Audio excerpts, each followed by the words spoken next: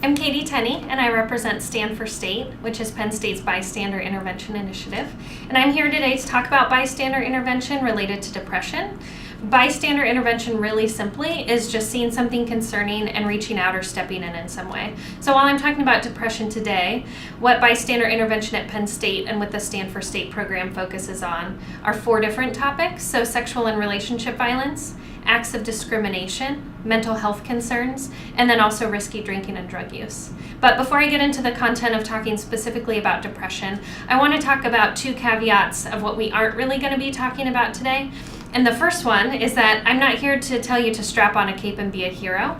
I think a lot of times when we think about that term intervention, it conjures up this idea that it has to be a really big deal to step in, whether you're causing a scene or putting yourself in harm's way in some way. But usually there are really realistic options to step in, and we're going to talk about what those are.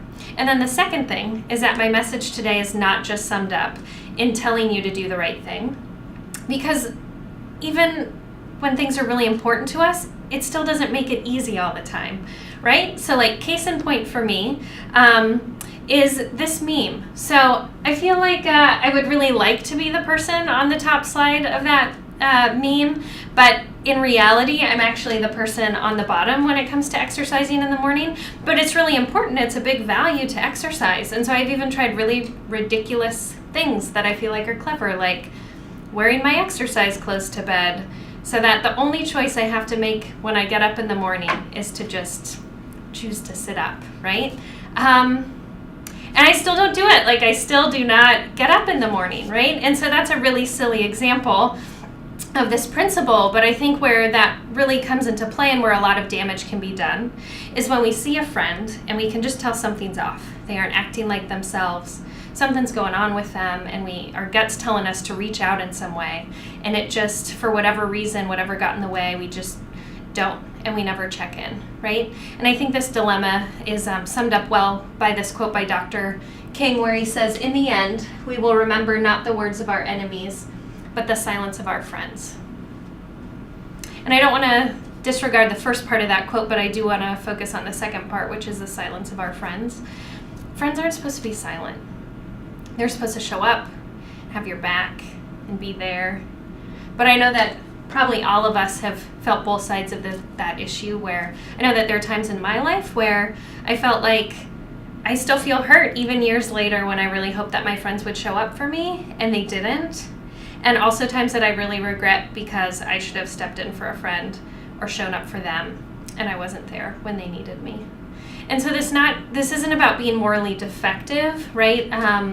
If we don't step in every time, it's just about learning how to do it better. We aren't going to be able to solve everything or to do everything every time, but just showing up when we want to for our friends a little bit better. And so I want to start by framing this a little bit and talking a little bit about what depression could look like on campus and then what our role is in that. And so I want you to envision a campus map for a moment. And if we were to put dots on that map, let's say that each dot represents a person who's maybe hurting in some way, right?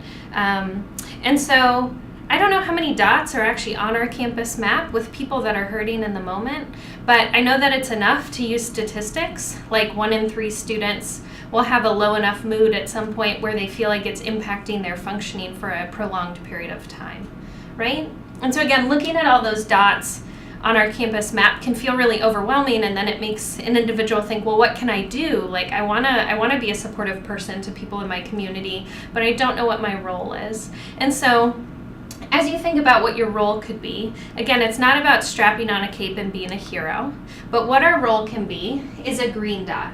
So it's just a single choice to offer support in the moment, right? And we're gonna talk about what different green dots could look like in a little bit.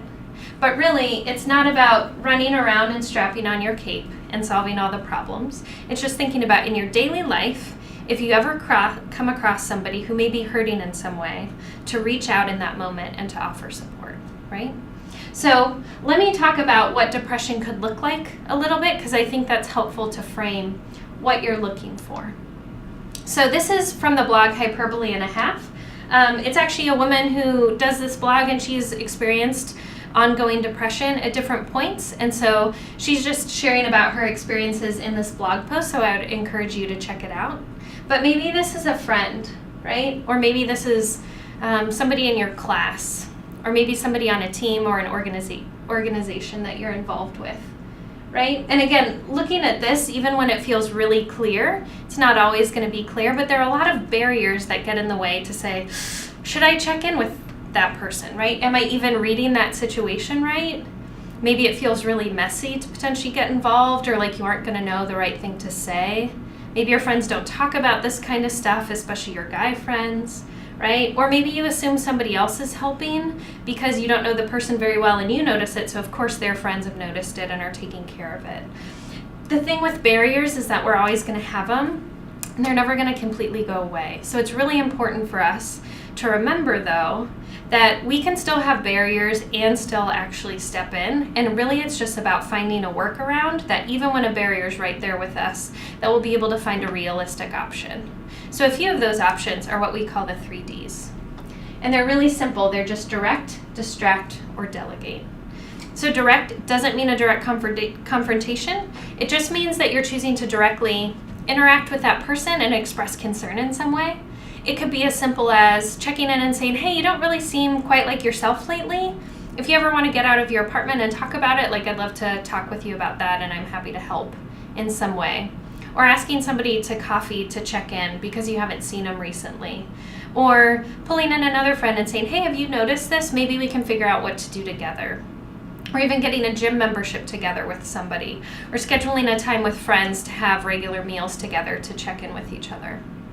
Distract is the second option, and usually when it comes to mental health, you're going to do a direct or a delegate, but sometimes there are good times for distract, right? So let's say that there's a situation when a friend has lost a parent and a holiday is coming up and you know that's going to be a hard time for them, and regardless of whether or not you actually talk about it, it's just helpful to be there and to be supportive to your friend. This is not the same as avoiding a situation or ignoring a situation when we're doing distracts. But one example of a bad distract is that there's no scenario where de-stressing by partying is going to be helpful to somebody who's experiencing depression.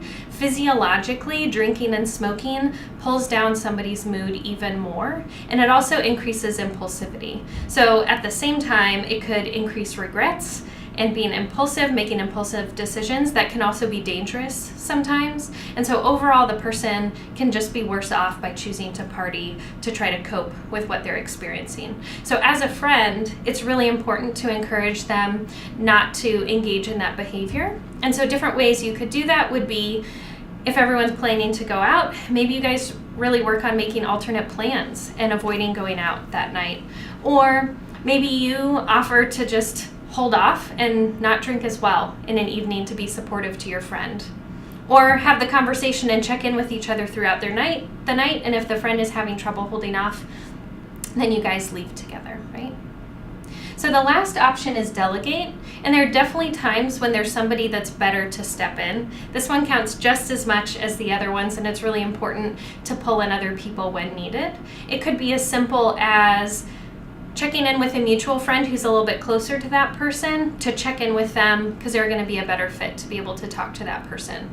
Telling an RA, or maybe a professor, somebody on an exec board and sharing concerns with them, or maybe even connecting the person with the counseling center at CAPS. So there could be a lot of options for that. If there's ever a time when you feel unsafe or uncomfortable checking in, then the option is to delegate. So those are really important things that you can do if you ever see something in the moment. And so we've talked about options, we've talked about what that looks like and what depression can look like. But there's also the other piece of this, where there's a lot of white space on our campus map. And so there are things that we can do to help fight this stigma of silence around mental health, right? And to show that at Penn State we care and that we also act and that we support each other. And so the way to do that is doing proactive green dots, where regardless of whether or not you see somebody hurting, you do things to show that you do care about that. So one example that is a really recent example is that the senior class decided for their senior class gift to create an endowment for CAPS so that more students can get mental health services on campus. So that's a way that a lot of people made that one decision to vote for that to make a really big difference and add a lot of proactive green dots to the map, right? But there could be other options as well. Maybe it's choosing to write about that topic for a paper, or maybe doing a presentation in class about mental health to raise awareness about it.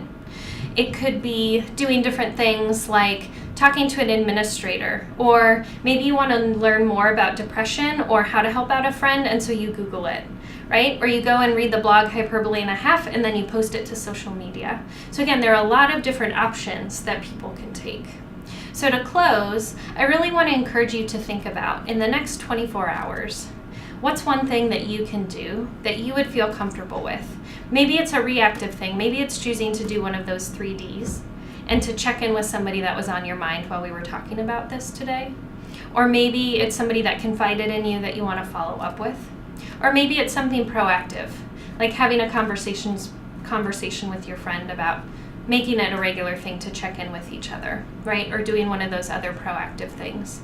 We can all make a lot of little choices that add up to where on Penn State's campus, silence is not tolerated. We are not silent when it comes to mental health. And also that there are a lot of things that we can do to watch out for each other, and so we all have a role to play in doing that. So hopefully this information was helpful and it gives you some tools to check in when you want to with your friends and your peers on campus.